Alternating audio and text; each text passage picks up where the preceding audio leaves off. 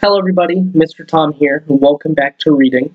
Last week we read chapters 3 and 4 of Billy Wants It All, and this week we'll be reading chapters 5 and 6. So like last time, the comment section will be open. I want to hear your thoughts on the chapter after I'm done reading them, and I'll also give you my thoughts once I'm done reading both chapters at the end of the video. So without wasting any more time, I'll immediately jump into chapter 5. Chapter 5 is called Fetch Jocko. In the garden, Billy picked up Jocko's large rubber bone and tossed it high into the air towards Ant. The dog shot off after it. Ant stood with his arms outstretched, ready to catch it, but looking up, the sun shone directly into his face. He missed the catch. "Butterfingers," Billy called out. "It was the sun! I couldn't see anything," Ant rubbed his eyes. Before the bone had finished bouncing, Jocko had it in his teeth. He settled down, resting a paw on one end and his other on the other end. He held it tight in his mouth. "You won't get that back from Jax now." Billy knew his dog too well. Ant wandered over to where the dog lays. He bent down. "Come on, boy." He put his hand out to take the bone. It looked slimy, covered in dog drool. "Let me have it." Jocko lifted his head and stared at Ant with his big brown eyes as if for to say, "If you want it, you've got to get it first." Jocko always liked the challenge of a tug-of-war. Ant, keen to avoid the drool, reached out with 2 fingers. Then he hooked them around the bone and pulled. Jocko pulled against him. "Surely you can do better than that." Billy strolled over. "I told you that he won't give it back. He wants a game of chase. You watch." As he spoke, Billy lunged at the dog, pretending to make a grab for the bone. From a sitting position, Jocko jumped and ran to the far end of the garden. Both boys chased after him. The faster they ran, the faster Jocko ran in the opposite direction. "We'll never catch him like this. We need a plan." "I know. You wait here, and I'll sneak around behind him. When he sees me coming, he'll run towards you. Then you grab the bone, okay?" Billy walked slowly, acting casual, to try and fool Jocko, but he wouldn't come anywhere near him. Ant stood a few meters in front of Jocko, pretending to look everywhere except at the dog. Jocko settled down for a good chew. On tiptoe, Billy managed to come right up behind the dog. He leant forward to touch his back. Jocko, with the bone, took off like a frightened rabbit. He turned his head around to see if Billy followed and ran straight into Ant. Caught off guard, Jocko gave up the bone easily. "Quick, take it into the kitchen," Billy yelled at Ant. Ant ran towards the back door with Billy close behind.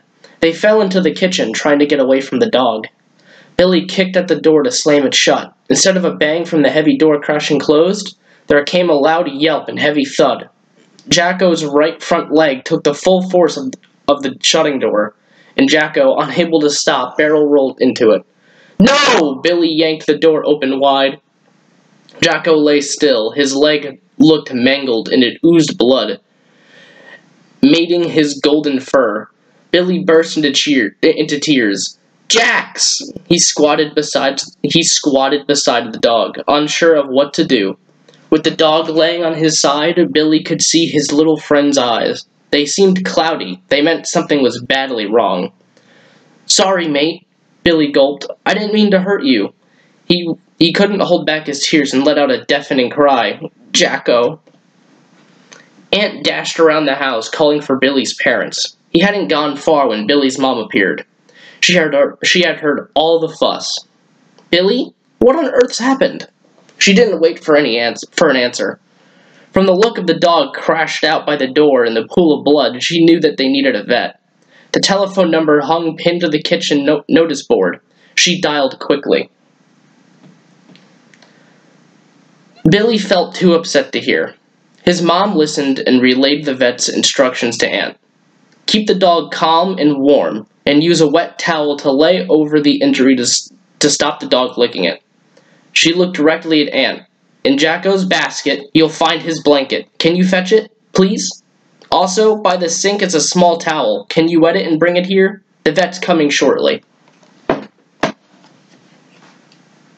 Miss Field. Billy. We had to operate. His leg had broken, but Jocko's on the mend.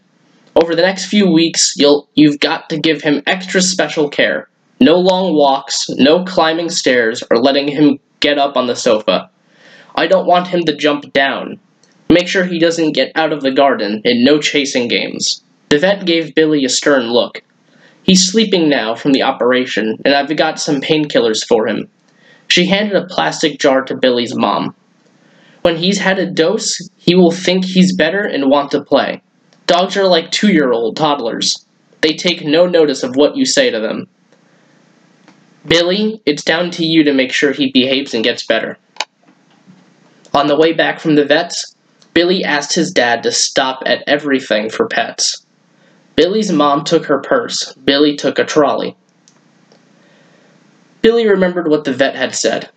We need to keep him warm and comfortable, and he'll need less food 'cause he won't be running around.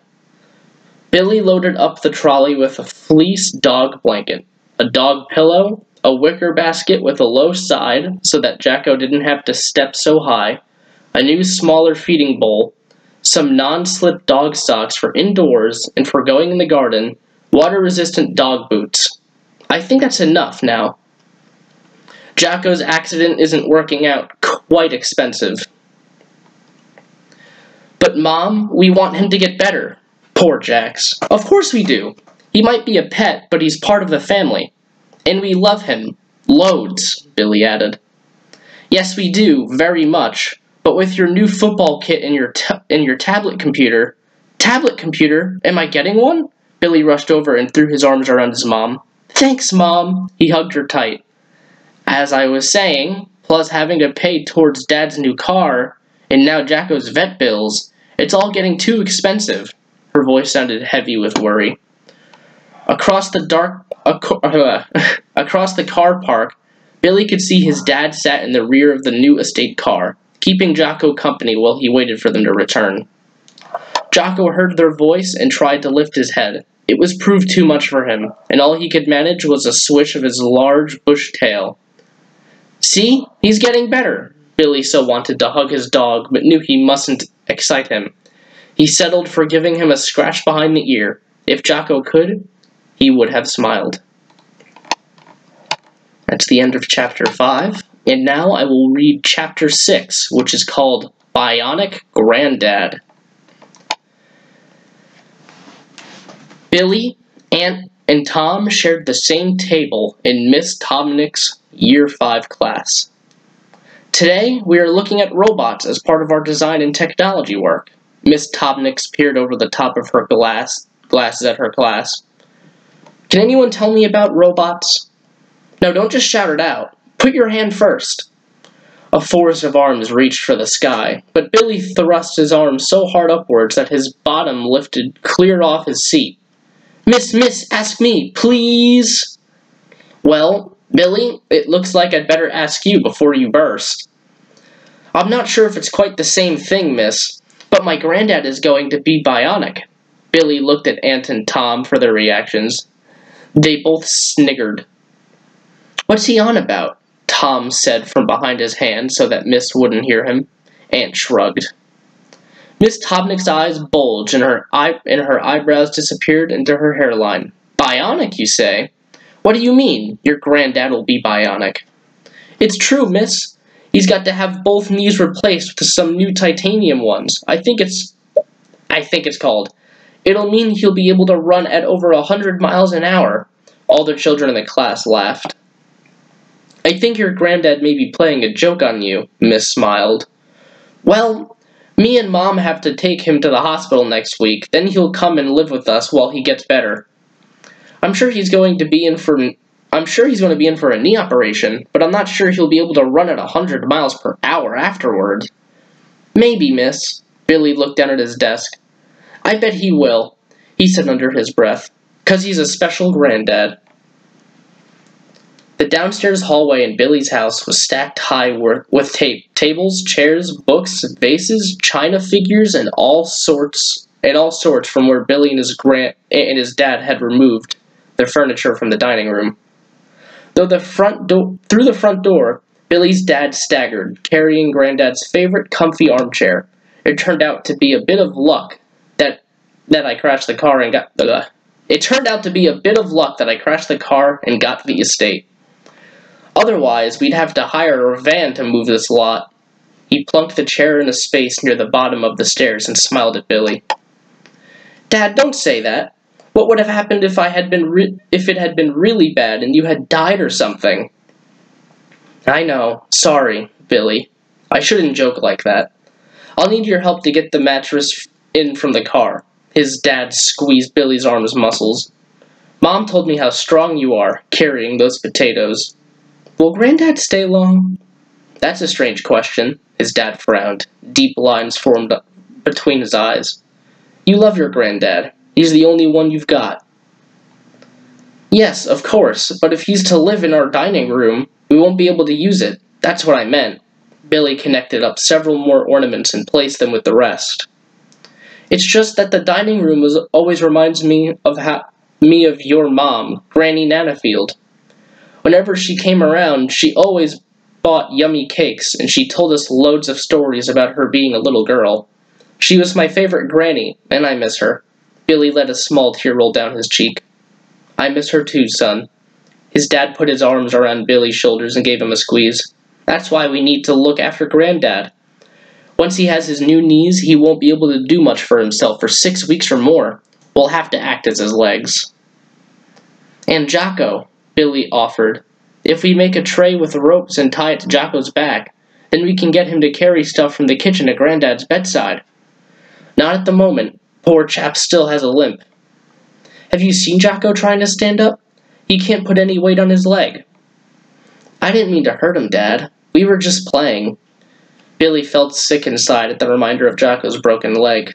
He thought some more. I know if we put Jocko in bed with Granddad, they'd get better together. Billy laughed at his idea. Soon after his operation, Granddad came back to live in Billy's house while he got better. Each day, a lady came to make sure he exercised his legs, and afterward, Granddad felt exhausted. He'd like to sit in his favorite chair next to his bed. Jocko never strayed far away. Billy would race home from school to join them both. Here you are, Granddad. Billy came into the dining room with a mug of tea. I've bought you one digestive biscuit so you don't have to get even fatter. Billy smirked, told Granddad that he meant it as a joke. You are a shocker, young Billy. Granddad pretended to feel annoyed. Don't you know that digestive biscuits have magic healing powers and are recommended for people with new knees? He tried hard not to smile. Is that like you being able to run 100 miles an hour with your bionic legs? Billy knew that his granddad kidded with him and sat on the bed while he drank his tea and ate his custard cream. Jocko sat on the floor, staring up at both, hoping a crumb might fall his way. Granddad, can I ask you something? Anything. Mom told me that she would get me a tablet computer for school. That was weeks ago, and she hasn't yet. Do you think she's forgotten? Billy bit into his biscuit. You need to ask her, but I know your mom and dad have lots of bills recently, and those gadgets are so expensive. About 500 pounds, but she did promise. Billy took a lick of the cream filling. And I'm sure she meant it, but maybe she's got to save up some money. That's the problem with money. It's too easy to spend, but much more difficult to get in the first place. That's why people go to work. Billy and Granddad sat in silence while Jocko sniffled, snorted, and yawned occasionally, like dogs do. By the way, Billy, how's your investment going? Did you get any children to pay for skateboarding lessons? Billy pulled a sheet of paper from his school bag. 1, 2, 3. He counted some more. 10 who want lessons. 10? That sounds good. Yeah, but I've only got 4 pounds towards my new skateboard, not including my pocket money. He looked disappointed. How come? 'Cause some say I can bring the money next week, or something like that, and then they don't. Billy's usual smile changed to a sullen expression. "What can I do, Granddad?" "You'll have to become more firm. Say, no money, no lesson, like all small businesses." "Me? A small business?" Billy sat up straight and pushed his chest out. A smile returned to his face. "Am I a business person?" He said it out loud. "You are, young Billy. How exciting is that? What shall we call your business?" "Billy's business." "No, how about Billy's Field's best ever business?" "I'm not sure about that. Let's stick to Billy Field Enterprises. Now we've got to think of new ways to get more money." And that's the end of Chapter 6. Okay, so Chapter 5 was a little shorter than the other chapters. Chapter 6 felt like a normal one. But now things are getting tougher for Billy and his family, because Chapter 5, with what happened to Jocko, he's injured now. They have to pay vet bills. And between what we read last week with Billy's dad getting injured because he got into a car accident, and then with Granddad's medical, he's getting surgery on his legs because he needs new kneecaps. That's a lot of money. I'm not sure if they didn't say specifically if they're paying for Granddad. I don't think I read that, but they could be. He lives alone. I don't know what he does, but this story is about money, and there's a lot of stuff going on. So they have the car to pay off. They have the vet to pay off for Jocko. They have the whole thing going on with Granddad, and now we learned at the end of Chapter 6 that Billy has been giving lessons. About 10 people he's been giving lessons to out of chapter. And most of them haven't even given the money because they'll say, we'll give it next week, but they end up not giving it next week. And so now we see that Billy's kind of sad about that because he's not getting the money he thought he'd be getting towards his skateboard. But at the end of this one, we now know that Billy's going to be a little bit more firm with how he's handling his stuff, and he's going to give himself a business name, which is interesting. Yet again, from after last week, after reading the two last chapters, I was surprised with the darker turn that we got from Billy's dad getting into a car accident, but I wasn't expecting it to go deeper into that and to have Jocko get hurt now. And the way they described it, I was pretty shocked that they described it like that. It was really descriptive. But I guess it's important because now we see all these bills and everything that Billy's family has to pay off, you know? So that's interesting. The story really is about money, and now Billy is going to start making some more money by being more firm with his stuff and getting more people to do lessons, hopefully. So that's great. So next week we'll read chapters 7 and 8. 7 is called Cats in Devon, and then chapter 8 is called 20-Pound Note. And 20-Pound Note seems like it's a more skateboarding chapter, so maybe we'll actually get somewhere with Billy's skateboard stuff we've been wanting to see. So I want to see your thoughts on these chapters in the comment section below the video.